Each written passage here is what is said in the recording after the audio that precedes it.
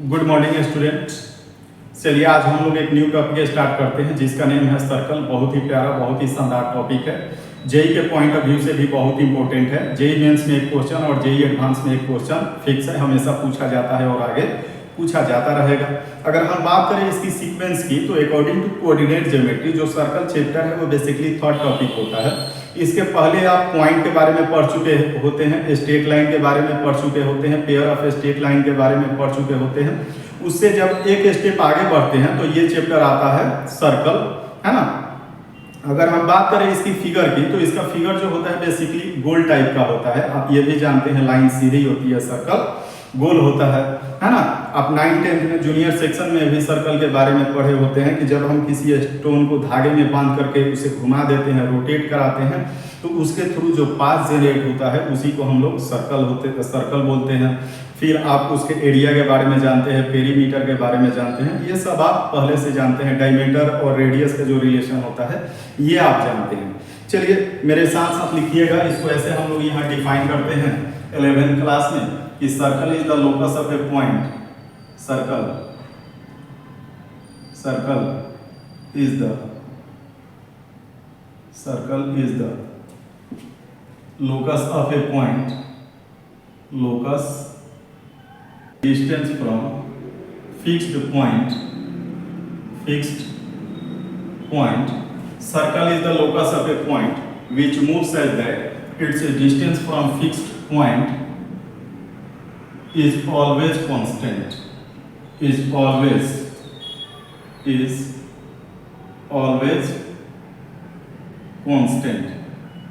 always constant.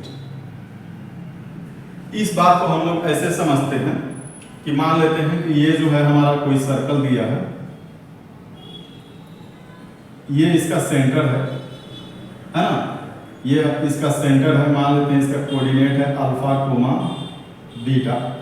ये हमारा fixed distance पर मान लेते हैं कोई मूवेबल पॉइंट P है जिसका कोऑर्डिनेट दिया है x, y।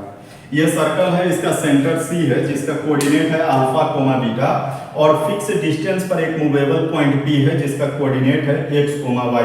और ये मूव करता है, तो फिक्स डिस्टेंस पर जब कोई पॉइंट मूव करता है तो उसके थ्रू जो पाथ जनरेट होता है उसी का जो लोकस होता है, जो फिगर होता है, वो सीधे सीधे हमारा सर्कल कहलाता है। अब यहाँ जो हमारा फिक्स डिस्टेंस है, फिक्स्ड डिस्टेंस है, ये तो हमारा रेडियस ऑफ सर्कल कहलाता है। This is called radius of circle. And जो हमारा फिक्स्ड पॉइंट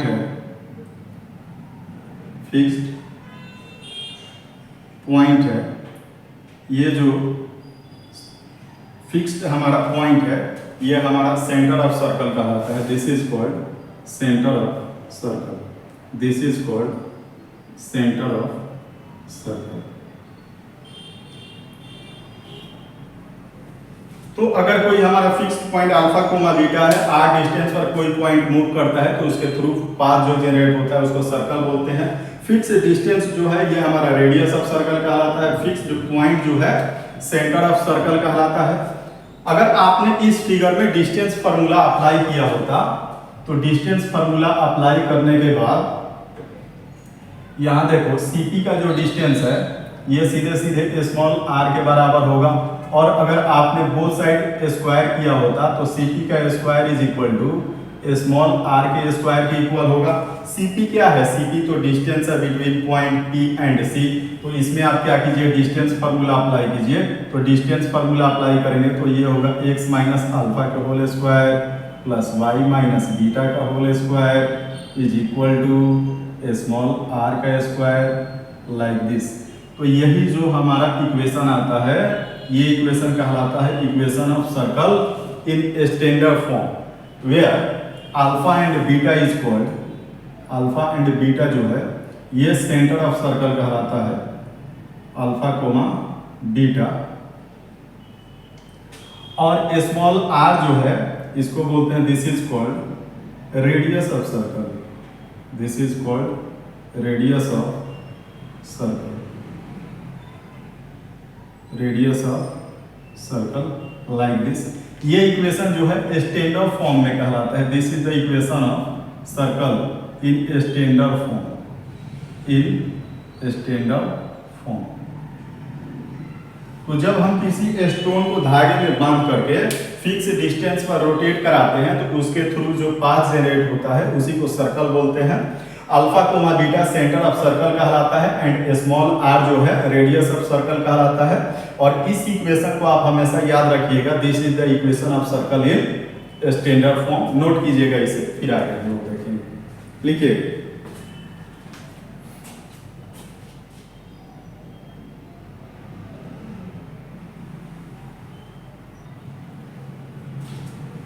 ये जो मैंने इक्वेशन पढ़ा ये बेसिकली सर्कल का इक्वेशन था, किस फॉर्म में? स्टैंडर्ड फॉर्म में। अब हम लोग देखते हैं सर्कल का general equation, general form. Reading डालिएगा, general form of circle, general form of circle, ये सिंपल हमारा जनरल फॉर्म। अगर मान लो कोई सेकेंड डिग्री इक्वेशन हमारा ऐसे दिया हो, this is ax square plus 2hxy plus by square plus 2gx plus 2fy plus 2fy plus c equal to 0। ये जो है हमारा सेकेंड डिग्री इक्वेशन दिया है और ये इक्वेशन सर्कल को तब रिप्रेजेंट किया जाता है, this second degree equation will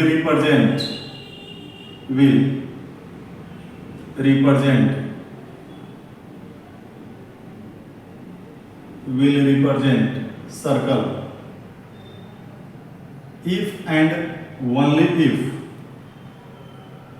इसमें कंडीशन दिया होता है कि coefficient of x square, coefficient of x square is equal to होना चाहिए कोफिशिएंट ऑफ वाई स्क्वायर के, कोफिशिएंट ऑफ वाई स्क्वायर के, और ये जो होना चाहिए इक्वल टू 1 के बराबर होना चाहिए। Coefficient of x square and coefficient of y square equal होना चाहिए और ये हमारा 1 के बराबर होना चाहिए। And coefficient of x y and coefficient of x y जो है, कोफिशिएंट ऑफ एक्स वाई जो है ये सीधे सीधे 0 के इक्वल होना चाहिए। अगर आपने ये सब प्रोसेस इसमें किया होता तो ये इक्वेशन ऐसा दिखेगा हमारा, this is x square plus y square plus 2gx plus 2fy plus c is equal to 0। अब ये जो हमारा इक्वेशन जो है ये सर्कल का है इस फॉर्म में, जनरल फॉर्म में। तो जनरल फॉर्म में जो सर्कल का इक्वेशन होता है वो हमारा होता है x square plus y square plus 2gx plus 2fy plus c equal to 0। Note कीजिएगा इसे, नोट कीजिएगा इसे। तो कोई सेकेंड डिग्री इक्वेशन सर्कल को तब रिप्रेजेंट करता है जब coefficient of x square coefficient of y square equal होना चाहिए, वो हमारा 1 के इक्वल होना चाहिए। And coefficient of x y क्या होना चाहिए? 0 होना चाहिए। कोफिशिएंट ऑफ एक्स वाई क्या होना चाहिए? 0 होना चाहिए।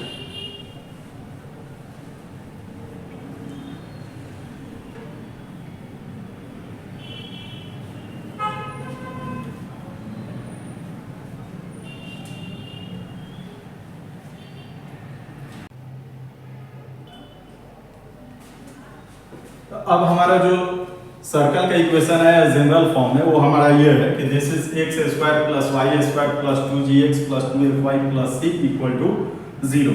अगर मान लो मैंने इस इक्वेशन में अपने तरफ से जी स्क्वायर और एफ स्क्वायर ऐड किया होता और वही चीज सब्जेक्ट किया होता तो ये कुछ ऐसा दिखता, this is x square plus 2gx plus g square plus y square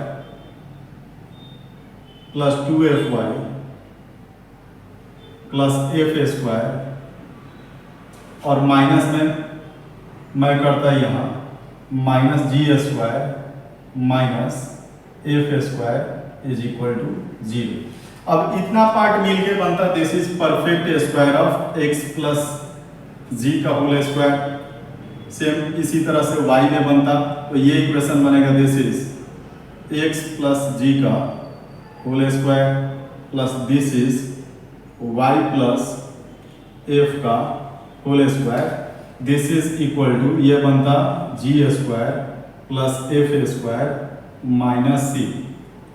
और इस इक्वेशन को मान लो मैंने यहाँ माइनस से ऐसे रिप्लेस किया होता कि this is x minus minus g का whole square plus y minus minus of f का होल स्क्वायर। तो कोई इसमें चेंजिंग नहीं आता। और इस इक्वेशन को मान लो मैंने ऐसे लिखा होता है इस पार्ट को कि this is under root g square plus f square minus c का होल स्क्वायर। और इसे मान लो मैंने माना होता इक्वेशन नंबर 1। ये जो क्या है हमारा इक्वेशन नंबर 1 है। और स्टैंडर्ड फॉर्म में मैंने सर्कल का इक्वेशन लिखा होता है कि this is x minus alpha का whole square plus y minus beta का whole square is equal to small r square. तो ये हमारा बनता दिस इज इक्वेशन नंबर 2। ये इक्वेशन हमारा बनता 2nd नंबर इक्वेशन।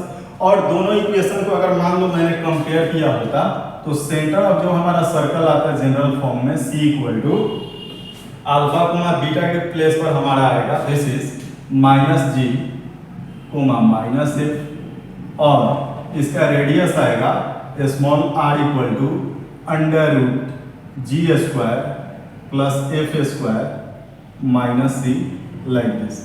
तो ये बेसिकली जनरल फॉर्म में सर्कल का सेंटर जो होता है minus g comma minus f और रेडियस जो होता है under root g square plus f square minus सी के इक्वल होता है। नोट कीजिएगा, इसे लिखिएगा।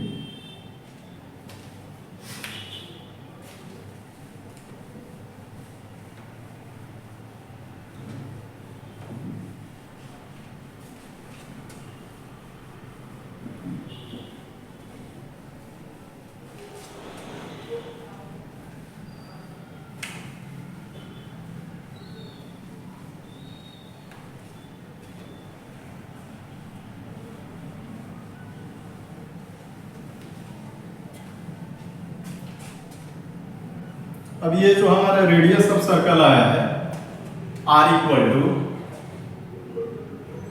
Is equal to under root g square plus f square minus c. तो इसके लिए 3 कंडीशन होता है।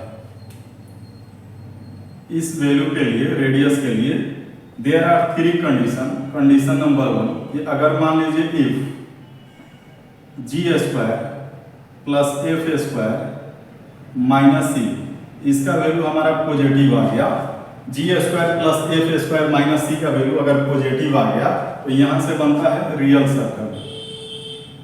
This is called real circle, real circle. और अगर मान लीजिए इसका वैल्यू हमारा 0 के इक्वल आ गया, अगर मान लीजिए g square plus f square minus c इसका वैल्यू आ गया 0 के इक्वल, तो यहां से जो सर्कल बनता है रेडियस अगर 0 हो गया तो इसको बोलते हैं this is called point circle, point circle. और अगर मान लो रेडियस का वैल्यू निगेटिव आ गया, अगर मान लो कि if g square plus f square minus c इसका वैल्यू अगर निगेटिव आ गया तो यहां से जो सर्कल बनता है उसको बोलते हैं this is called imaginary circle, imaginary circle with real centre, with real centre, with real centre. अगर मान लो g square plus f square minus c का वैल्यू क्या हो गया, निगेटिव हो गया, तो इमेजिनरी सर्कल बनता है। स्टिल दिस है रियल सेंटर, इसका जो सेंटर होता है रियल होता है। इसको नोट कीजिएगा। फिर इसी के ऊपर हमने जो भी पढ़ा है इसके ऊपर कुछ छोटा छोटा नोट्स लिखेंगे, नोट कीजिएगा इसे।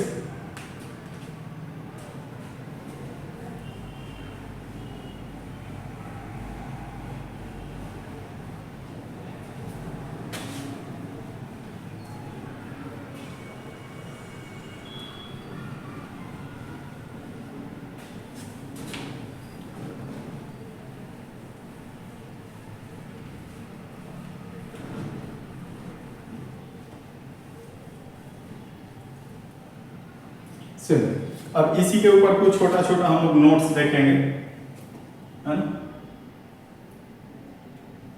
लिखिएगा नोट नंबर 1, जो सर्कल का स्टैंडर्ड इक्वेशन होता है, standard equation of circle, standard equation of circle वो हमारा ये होता है कि this is x minus alpha का whole square plus y minus beta का whole square is equal to small r square. ये जो है इक्वेशन होता है सर्कल का किस फॉर्म में, स्टैंडर्ड फॉर्म में। पॉइंट नंबर 2, अब इस सर्कल का जो हमारा सेंटर और रेडियस होता है, सेंटर C होता है अल्फा कोमा बीटा, एंड इस सर्कल का जो रेडियस होता है, रेडियस स्मॉल r होता है,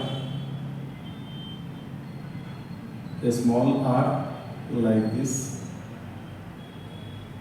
स्मॉल r होता है like this. Next point number 3, ये जो सर्कल था किस फॉर्म में था, स्टैंडर्ड फॉर्म में। अगर मान लो जनरल फॉर्म में मैंने पूछा होता,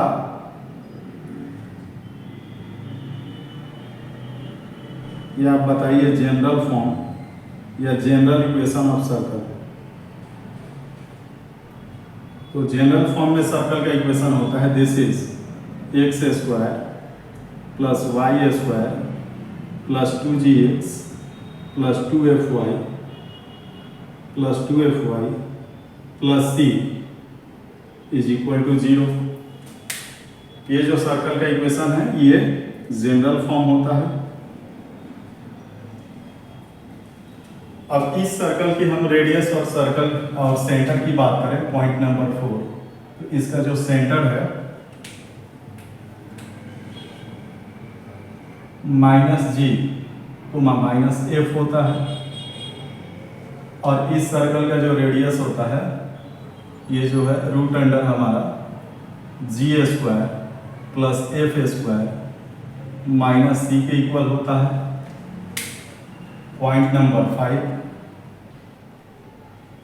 अगर मान लो मैंने इसमें एरिया और पेरीमीटर की बात की होती तो सर्कल का जो एरिया होता है पाई आर स्क्वायर के इक्वल होता है, और सर्कल का जो पेरीमीटर होता है p 2 पाई आर होता है। ये सब आप पहले से जानते हैं, ये सारा फार्मूला आप पहले से जानते हैं, फिर भी मैं जस्ट एक बार रिकॉल करा रहा हूँ। और जो रेडियस होता है ये d/2 के इक्वल होता है, डायमीटर का हाफ होता है। ये पॉइंट आप पहले से जानते हैं कि सर्कल का स्टैंडर्ड फॉर्म में इक्वेशन ये होता है, सेंटर अल्फा कोमा बीटा होता है, रेडियस r होता है, जनरल फॉर्म ये होता है, जनरल फॉर्म में सेंटर ये होता है, रेडियस ये होता है, सर्कल का एरिया जो है पाई आर स्क्वायर है, पेरीमीटर 2 पाई आर होता है, रेडियस और डायमीटर के बीच का जो रिलेशन है r इक्वल टू d/2 होता है। ये सब आप पहले से जानते हैं। अब नोट कीजिएगा इसे, इसी के ऊपर कुछ हम लोग छोटा छोटा प्रॉब्लम देखेंगे, नोट कीजिएगा इसे।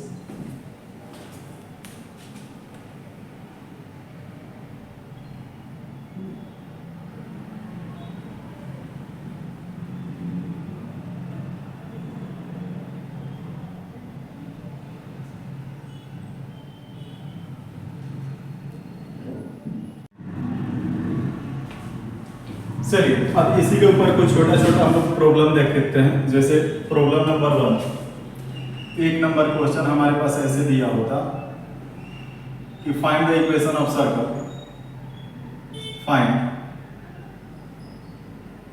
Find the equation of circle, find the equation of circle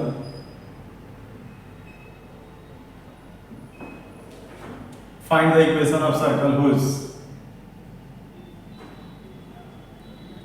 center is 2, 3 and radius जो है 4 के इक्वल, रेडियस जो है 4 के इक्वल है। Find the equation of circle whose center is 2, 3 and radius is 4। तो जब अब मेरे पास सर्कल, किसी सर्कल का सेंटर और रेडियस मालूम हो तो उसमें हम लोग अप्लाई करते हैं स्टैंडर्ड फॉर्म कि this is x minus alpha का whole square plus y minus beta के whole square is equal to small r का स्क्वायर। तो वही इक्वेशन बेसिकली हम लोग इसमें अप्लाई करेंगे कि in standard form we know that x minus alpha का whole square plus y minus beta, y minus beta का whole square is equal to small r का square. This imply that alpha beta इसको centre substitute कीजिएगा तो ये बनेगा this is x minus 2 का whole square plus y minus 3 का whole square is equal to small r square that is 4 का square. आप यहाँ भी छोड़ सकते हैं, हालांकि इसको सिंप्लीफाई करेंगे तो ये इक्वेशन ऐसे दिखेगा this is x square plus y square minus 4x minus 6y और यहाँ से आएगा 9 और यहाँ से 4, 9 और 4 मिलकर 13 और ये आएगा इधर 16 तो ये हो जाएगा minus 3। This is the equation of circle whose center is 2, 3 and radius is 4। लिखिएगा इसे, नोट कीजिएगा इसे।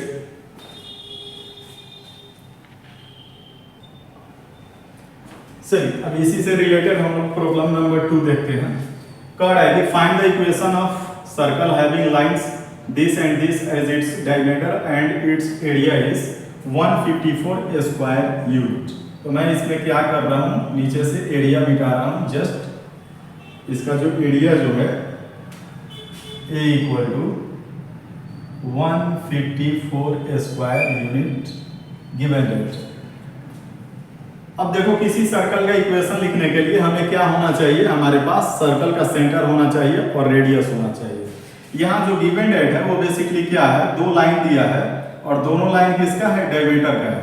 तो अगर मान लो मैंने इन दोनों लाइन का पॉइंट ऑफ इंटरसेक्शन निकाला होता तो यही तो हमारा सर्कल का सेंटर होता। तो जो इस लाइन का पॉइंट ऑफ इंटरसेक्शन है यही सीधे सीधे हमारा सेंटर ऑफ सर्कल आएगा।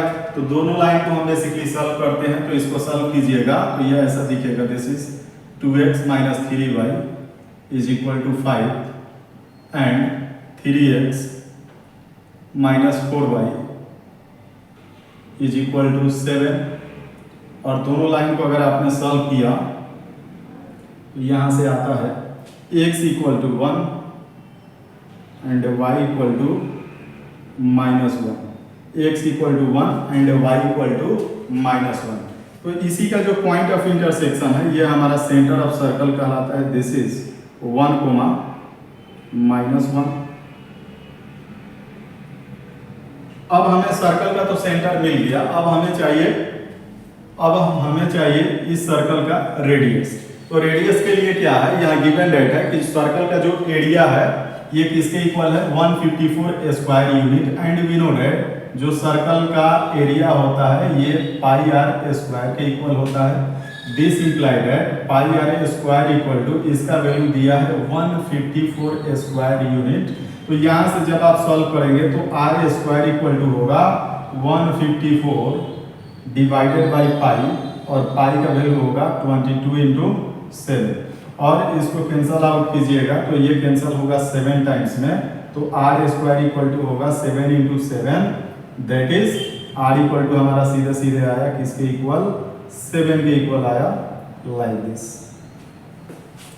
अब मेरे पास सर्कल का सेंटर भी मालूम है, रेडियस भी मालूम है, तो अब हम सिंपली सर्कल का इक्वेशन लिख देंगे।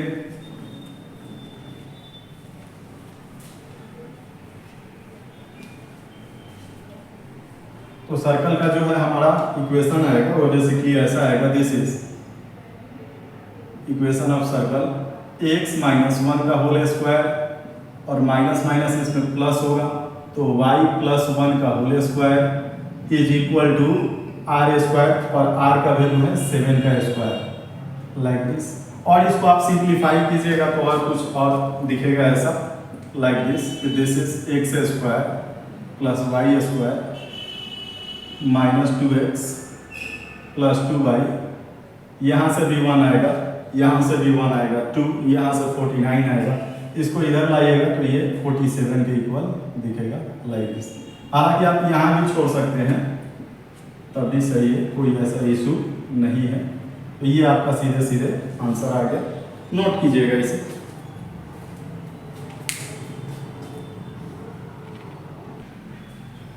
चलिए नेक्स्ट क्वेश्चन देखते हैं, क्वेश्चन नंबर 3। क्वेश्चन नंबर 3 में ये दिया है कि find the equation of circle whose centre is 4,3 and touching the line 5x - 12y - 10 = 0।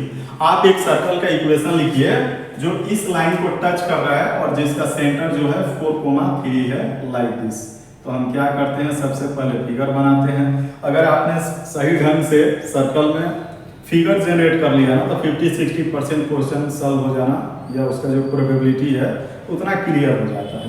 तो सबसे पहले हम क्या करते हैं कि एक सर्कल बनाते हैं इस तरह से लाइक दिस। ये कोई सर्कल है जो किसी लाइन को ऐसे टच कर रहा है। यहाँ सर्कल का जो सेंटर दिया है ये है 4,3 और इस तरह से कोई लाइन दिया है और लाइन का इक्वेशन जो है ये हमारा दिया है 5x - 12y - 10 = 0 लाइक दिस।